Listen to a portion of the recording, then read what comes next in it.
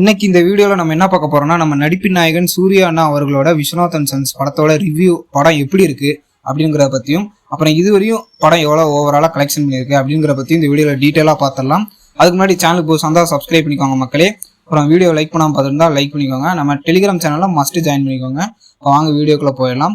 நம்ம ஆல்ரெடி படம் பார்த்துட்டோம், பட் வீடியோ அப்லோட் பண்ணுறதுக்கான டைம் நமக்கு சரியாக அமையலை.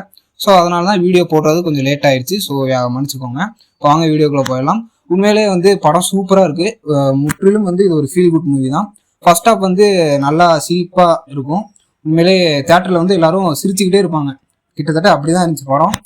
ஒரு சில இடத்துல எமோஷ்னலான சீன்ஸும் இருக்கும். உண்மையிலே ஆக்டிங்கில் மமிதாவும் ராதிகாவும் போட்டி போட்டு நடிச்சிருக்காங்க. சூர்யாவோட ஒரு படி மேலேயே நடிச்சிருக்காங்க. நம்ம அண்ணனோட ஒரு படி மேலே நடிச்சிருக்காங்கன்னு தான் சொல்லணும். உண்மையிலே 2 பேர் ஆக்டிங்கும் தரமாக இருந்துச்சு. அதுவும் மெயினாக நம்ம ராதிகா மேமோட இன்னசென்ட்டான அந்த ஆக்டிங்லாம் உண்மையிலே சூப்பராக இருந்துச்சு. அதுக்கப்புறம் இன்டர்வல் அதுவும் ஒரு ஃபன்னாகவே முடிப்பாங்க. அப்புறம் இன்டர்வலுக்கு அப்புறம் செகண்ட் ஹாஃப் ஆரம்பமாகும்.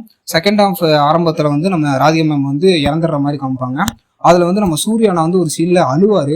அதை பார்த்தோன்னே எனக்குலாம் கண்ணுலேருந்து அப்படியே தண்ணி கொட்டுது. அவ்வளோ எமோஷனலாக இருக்கும். நடிப்பின் நாயகன் ஃபார் ரீசன் அப்படின்னு தான் சொல்லணும். நம்ம அண்ணனை ஏன் நடிப்பின் நாயகன் சொல்கிறாங்கன்னா, அந்த சீனை பார்த்தாலே உங்களுக்கு புரியும். உண்மையிலே அந்த சீன் தரமாக இருந்துச்சு. அப்புறம் செகண்ட் ஹாஃப் ஃபுல்லாகவே எமோஷனலாக போயிட்டுருக்கும்.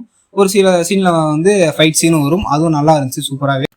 கிளைமேக்ஸ்க்கு முன்னாடி நம்ம அண்ணனுக்கு ஒரு தரமான ஃபைட் சீன் இருக்கும். த ஒன் ரூல் சாங்கு உண்மையிலே சூப்பராக இருந்துச்சு தேட்டரில் கேட்கறதுக்கு. உண்மையிலே ஓவராலாக அந்த படத்தோட ஒன்லைன் ஸ்டோரி என்னன்னா, நம்ம சூர்யானாவுக்கு கல்யாணம் பண்ணுறதுக்கான ஆசைகள் இல்லை. நம்ம ராதிகா மேம் ஃபோர்ஸ் பண்ணுறாங்க கல்யாணம் பண்ணிக்க சொல்லி. பட் ராதிகா மேம் ஃபீல் பண்ணுறனால நம்ம சூர்யானா ஒரு சரகேட் பேபி பெற்றுக்கிறாரு.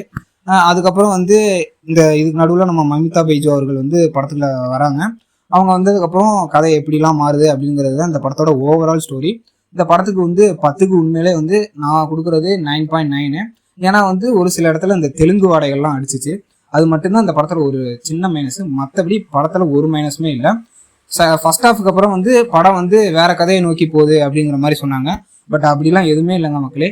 உண்மையிலே படம் அதுக்கான ஸ்டோரி லைன் அப்படியே தான் போகுது. சூப்பராகவே இருக்குது. உண்மையிலே மஸ்ட் எல்லாரும் தேட்டரில் வாட்ச் பண்ணுங்க. ஓடிடிலாம் பார்த்து டைம் வேஸ்ட் பண்ணிடாதீங்க. உங்கள் ஃப்ரெண்ட்ஸ் அண்ட் ஃபேமிலியோட உட்காந்து ஜாலியாக பார்க்கலாம். மைண்ட் ரிலாக்ஸாக இருக்கும். படம் முடிச்சுட்டு வந்ததுக்கப்புறம் உங்கள் மனசு ஒரு நிறைவாக இருக்கும். இந்த மாதிரி ஒரு படம் பார்த்துட்டு வந்துருக்குமே அப்படின்னு சொல்லி நிறைவாக இருக்கும். அப்புறம் மெயினாக த ஒன் டைட்டிலோட உண்மையிலே ஃபேன்ஸுக்கு ஸ்பெஷலாக இருக்கும். ஸோ நம்ம அண்ணனோட அன்பான ஃபேன்ஸ் எல்லாருமே மஸ்ட்டு படத்தை தேட்டரில் வாட்ச் பண்ணுங்கள். அப்போ தான் சூப்பராக இருக்கும். உங்கள் மனசுக்கும் ஒரு நிறைவாக இருக்கும். இப்போ வாங்க பாக்ஸ் ஆஃபீஸ் பற்றின தகவலுக்குள்ளே போயிடலாம். பாக்ஸ் ஆஃபீஸ் டே 1 நிறையா வேரியபிளாக நமக்கு நம்பர் சொல்கிறாங்க. டே 1 33 crores வேர்ல்டு வைடாக கலெக்ட் பண்ணியிருக்கு அப்படிங்கிற மாதிரி சொல்கிறாங்க. பட் நமக்கு 2 நாள் கலெக்ஷன் ரிப்போர்ட் எடுத்து பார்த்தோம்னா, ப்ரொடக்ஷன் சைட்லேருந்து ஆஃபீஸ்லாம் அனௌன்ஸ் பண்ணியிருந்தாங்க. எவ்வளோனா 101 கோடி ஆஃபீஸில் கலெக்ட் பண்ணியிருக்கு அப்படிங்கிற மாதிரி சொல்லியிருந்தாங்க. நம்ம 33 கோடி அந்த ஃபர்ஸ்ட் டே கலெக்ஷனை வச்சு செகண்ட் டே கலெக்ஷனை கம்பேர் பண்ணோம்னா கண்டிப்பாக 101 கோடி வரதுக்கான வாய்ப்புகள் கம்மி தான். பட் ஒரு சில சோர்ஸில் ஃபர்ஸ்ட் டே கலெக்ஷன் 46.5 கோடி அப்படிங்கிற மாதிரி சொல்லியிருந்தாங்க. ஸோ அதையும் செகண்ட் டே கலெக்ஷனையும் நம்ம கம்பேர் பண்ணோம்னா கண்டிப்பாக 101 கோடி ப்ரொடக்ஷன் சைடில் சொல்கிற மாதிரி கரெக்டாக இருக்கும். ஃபர்ஸ்ட் டே 46.5 கோடி அடிச்சிருக்கு. செகண்ட் டே 55 crores அடிச்சிருக்கு. ஒரு செம பிக்கப்னு தான் சொல்லணும். அப்புறம் தேர்ட் டே ஒரு 50 crores கிட்ட அடிச்சிருக்கும். கண்டிப்பாக படம் ஒரு 150 கோடி கிட்ட மொத்தமாக 3 நாளில் சேர்த்து அடிச்சிருக்கும் அப்படிங்கிற மாதிரி தான் நமக்கு தகவல் கிடைக்குது.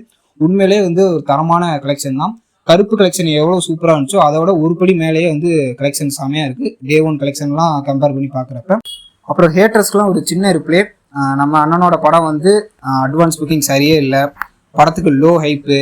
தேட்டரில் 4 பேர் தான் செலிப்ரேட் பண்ணுவாங்க அப்படின்னு சொல்லி தெரிஞ்ச ஒரு சில சில்லற கூட்டத்துக்கு இந்த படம் ஒரு செருப்படி அப்படின்னு தான் சொல்லணும். சாணியில் செருப்பை முக்கி மூஞ்சிலே அடித்த மாதிரி தான் இருக்குது. உண்மையிலே இந்த படத்தோட வெற்றியை பார்க்குறப்ப மிக சந்தோஷமாக இருக்குது. இதை பற்றி என்ன நினைக்கிறீங்க அப்படின்னு சொல்லி கமெண்ட் செக்ஷனில் சொல்லுங்கள். மேலும் ஹேட்டர்ஸ் யாரெல்லாம் இருக்கீங்களோ நல்லா கதற ஆரம்பிச்சுக்கோங்கடா. இனிமேல் எங்கள் அண்ணனோட காலம் தான். அடுத்து சூர்யா 47 வருது. அடுத்து சூர்யா 48 வருது. இனிமேல் வரப்போகிற எல்லா படமும் எங்கள் அண்ணனுக்கு ஹிட்டு தான். அதை யாராலையும் தடுக்க முடியாது. விதியாலையும் தடுக்க முடியாது. எங்கள் சூர்யானா தான் இனிமேல் என்றைக்கும் மாஸ். அதில் எந்த மாற்று கருத்தும் இல்லை. நம்ம வீடியோ பிடிச்சிருந்தா மறக்காமல் ஒரு லைக் பண்ணுங்கள். நம்ம சேனலையே சப்ஸ்கிரைப் பண்ணி சப்போர்ட் பண்ணுங்கள். மீண்டும் வேறு அருமையான வீடியோவில் சந்திப்போம். தேங்க்ஸ் ஃபார் வாட்சிங் நண்பர்கள்.